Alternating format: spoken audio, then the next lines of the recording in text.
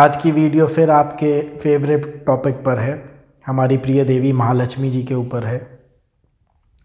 देखिए, आप सब लोग तो बहुत लाइक करते हैं, एक दो बीच में सो कॉल्ड स्पिरिचुअल लोग कमेंट करते हैं सो कॉल्ड कि गुरुजी लक्ष्मी जी पे बहुत ज़्यादा आप महत्व देते हैं। देता हूँ और हमेशा दूंगा, क्योंकि मैंने ज़िंदगी को बहुत नज़दीक से देखा है।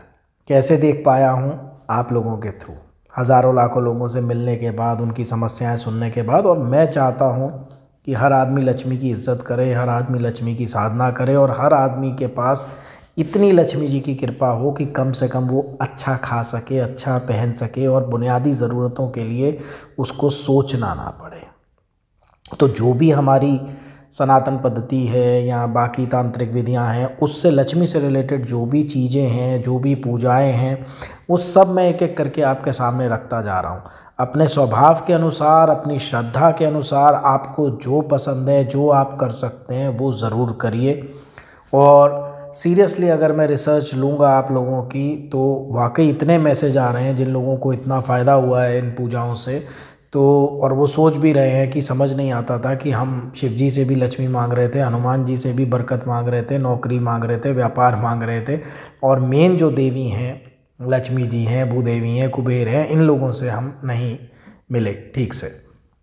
तो खैर, आज मैं आपको लक्ष्मी जी के भाई के बारे में बताता हूँ। आप सोचेंगे लक्ष्मी जी के भाई, मैं बात कर रहा हूँ दक्षिणावर्ती शंख की।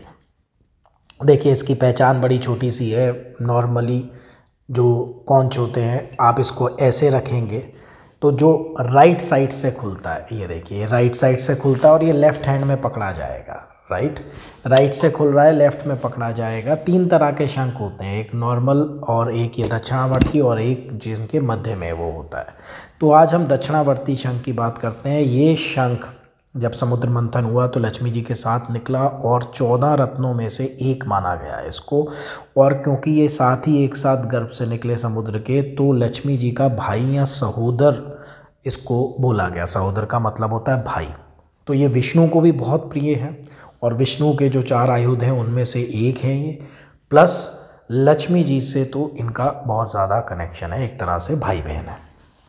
तो ये शंख के साथ हमने क्या प्रयोग करने हैं, कैसे हमने इसको सिद्ध करना है और इसका इस्तेमाल कैसे करना है, अब वो आपको मैं बताता हूँ। देखिए, शुक्रवार लक्ष्मी जी का दिन है। उस दिन आपने इनको गंगा जल से भर के कम से कम 1.25 घंटे के लिए पहले रख दीजिए, ठीक है ना। किसी बर्तन में गंगा जल भर के उसमें इनको रख दीजिए, ठीक है। उसके बाद निकाल के, पोंछ के, रोली से इनके ऊपर सफ़ेद कपड़े पे इनको रख के और रोली से श्री लिखिए इनके ऊपर, ठीक है।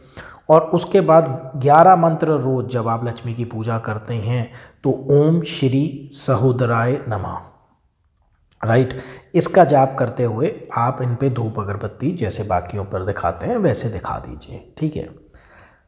अब आपको बताता हूँ कि इसके बारे में, दक्षिणावर्ती शंख के बारे में, ये कभी बजता नहीं है, याद रखिएगा। पहली चीज़, इसकी पूजा होती है, पूजा में ये बजाया नहीं जाता, वैसे तो बजेगा ही नहीं, पर उसको कोशिश भी मत करिएगा, इसका मुख बंद होता है।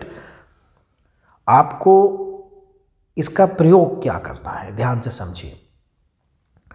जो लोग इसको अपने व्यापारिक जगह पर लगाएंगे, प्रतिष्ठानों में, चाहे आपकी फैक्ट्री में मंदिर बना हुआ है, दुकान में बना हुआ है, अगर आप वहाँ रखते हैं तो इसका बहुत अच्छा प्रयोग है। घर में भी बहुत अच्छा प्रयोग है। मैं आपको बताता हूँ क्या करिए कि इसमें रात को जब आप बंद करें तो इसको जल से भर के रख दीजिए। उसमें हल्का सा 2 बूंद नॉर्मल जल, गंगा जल, चाहें तो 1 बूंद दूध भी डाल दीजिए। वो रात भर पड़ा रहने दीजिए। सुबह आके इसका छींटा उस जल का दीजिए। शास्त्रों में ये भी लिखा है कि अपवित्र से अपवित्र चीज़ पर आप इसका जल छिड़केंगे तो वो पवित्र हो जाएगी। प्लस कई जगह ये भी उल्लेख आता है, हमारे गुरुजी भी कहा करते थे कि भाई अगर मतलब साधारण पानी भी, गंगा जल उपलब्ध नहीं है, इसमें आप रख दोगे तो वो गंगा जल बन जाएगा। इसकी इतनी महिमा बताई गई है। तो इसको आप जो है इसका साइज़ कुछ भी उससे फ़र्क नहीं पड़ता। अगर आपको कांटे वाले के अलावा, ये तो मैंने आपके वीडियो के लिए बता दिया था, मेरा तो मंदिर में है, सो आपके अगर कांटे वाला ना हो के अगर गोल मिल जाए तो ज़्यादा अच्छा है, ऐसा मेरी मान्यता है। पर ऐसा नहीं है कि वो ऊंचा नीचा वाला काम नहीं करेगा, वो भी करेगा। अगर कंपैरिजन में आपको दोनों पड़े हों तो गोल वाला ले लीजिएगा, विष्णु शंख भी जिसको बोलते हैं, तो वो आप ले लीजिएगा। अब अगर तो ये छींटे वाला प्रयोग आपने करना है तो व्यापारिक जगह पर आप लगाइए। घर में आप क्या करेंगे, जब आप लक्ष्मी जी की पूजा करेंगे, देखिए अब हम कहते हैं कि भाई डायरेक्ट हम लक्ष्मी जी की कर रहे हैं, मैं लॉजिकल आदमी हूँ तो मैं ये सोचता हूँ कि भाई लक्ष्मी जी की कर ही रहे हैं तो अब दक्षिणावर्ती शंख क्यों। जो चीज़ें जिस भगवान को प्रिय हैं हम उनको वो चढ़ाते हैं या उनके साथ वो रखते हैं। जैसे जो जानकार लोग हैं वो कमल लक्ष्मी जी के आगे रखते हैं। दिवाली की पूजा में स्पेशल आपको कमल मिलेंगे नहीं, क्योंकि जो जानकार लोग हैं वो ले जाते हैं, सबको पता है। माला कमल गट्टे की लेते हैं लक्ष्मी जी के लिए, राइट। शिव जी को भांग धतूरा चढ़ाया जाता है, उनको वो पसंद है, तो पूजा में वो सब बेलपत्र बाकी चीज़ें वहाँ।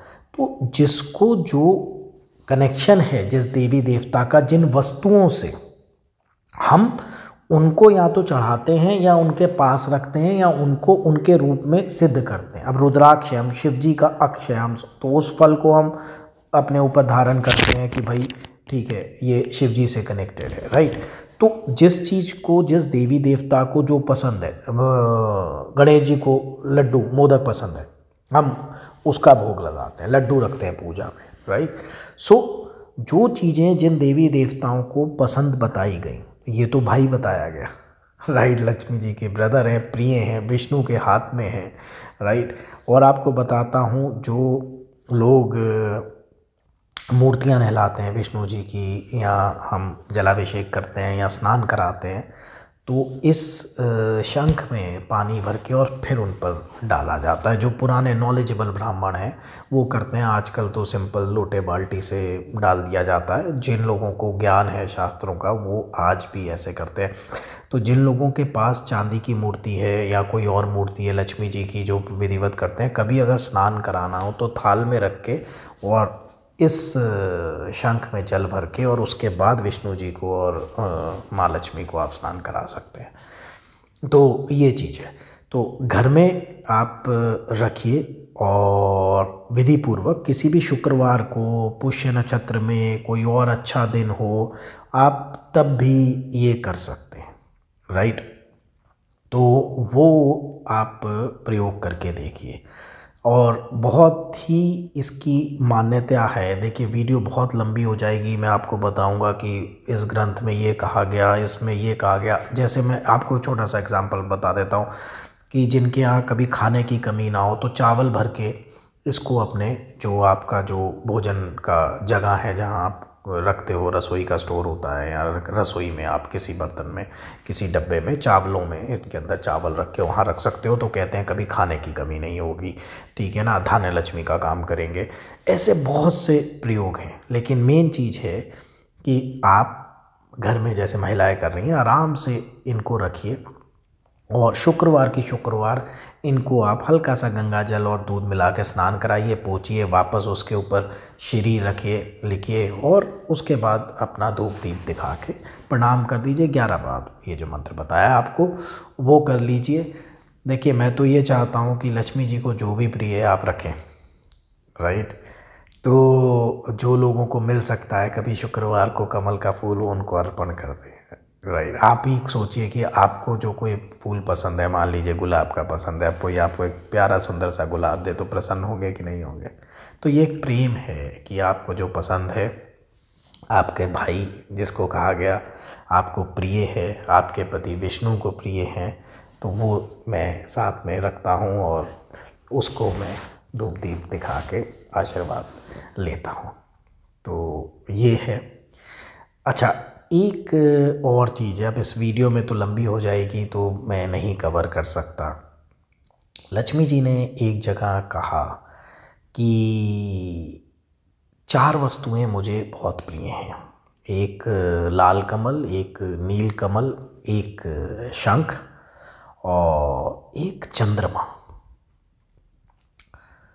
यहाँ मैंने एक प्रयोग किए उन लोगों के साथ जिनका कहीं ना कहीं आपने देखा होगा, कुछ कन्याएं जब तक जहाँ थीं वहाँ बहुत पैसा आया, जब वो शादी करके चली गई उस घर से पैसा चला गया। और कई बार ऐसा हुआ कि जिस घर में गई वहाँ भी चला गया, कई बार ऐसा हुआ जिस घर में गई वहाँ ज़्यादा हो गया। कुछ लोगों के साथ लक्ष्मी काट थी। लक्ष्मी काट क्या थी कि कितना भी कमा लो पैसा टिक नहीं रहा था, बहुत ज़्यादा। उनका चंद्रमा से कनेक्शन था और जब मैंने कुंडली में देखा चंद्रमा कहीं ना कहीं एफ्लिक्टेड था उनका, तो उसमें मैंने एक प्रयोग किया था। मैं अगली वीडियो में आपको बताऊंगा। अगर आपका चंद्रमा वीक है तो भी आप ये कर सकते हैं, क्योंकि लक्ष्मी का कनेक्शन भी चंद्रमा से बताया, तो आप इसका डबल उपयोग हो सकता है, शास्त्रों की तरह भी और ज्योतिष की तरह भी। अगली वीडियो में मैं आपको ये बता दूंगा कि जिन लोगों पर लक्ष्मी की प्रॉब्लम है और उनका चंद्रमा या तो वीक है या नीच का है या किसी से ग्रस्त है या कहीं 6-8-12 में वीक है या कुछ भी है और उनके साथ ये हो रहा है, तो वो क्या एक छोटा सा टोटका करें, मैं अगले उसमें कवर करूँगा। और एक लक्ष्मी जी को और चीज़ पसंद है, वो भी मैं शायद उसी वीडियो में आपको बता दूँगा। तो आज के लिए बस इतना ही, और स्वस्थ रहिए, मस्त रहिए, और साथ साथ आज मैं कहूँगा संपन्न रहिए। खूब लक्ष्मी जी की इज्जत करिए, ईश्वर आप पे कृपा करे, अच्छी ज़िंदगी, दान भी धर्म भी वो भी लक्ष्मी से ही होता है। स्वयं कल्याण, स्व कल्याण, जन कल्याण, चैरिटी बिगिंस फ्रॉम होम। अपना कल्याण कीजिए, अपने आसपास का कल्याण कीजिए, जीव जंतुओं को भी खाने को दीजिए, साधु भी ना भूखा जाए।